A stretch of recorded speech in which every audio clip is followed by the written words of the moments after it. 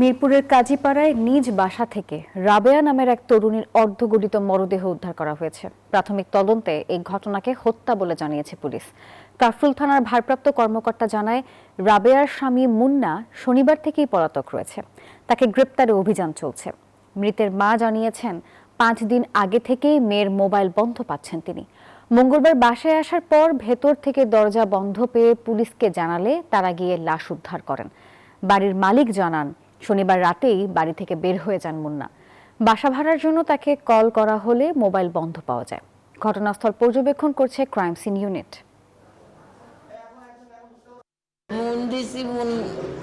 একবার বন্ধ কো, একবার খোলা কো, তেগুলা আছে তা কালো ভাত লই আইছি আমি, দরজাটা আইছি, দরজা খুলে না।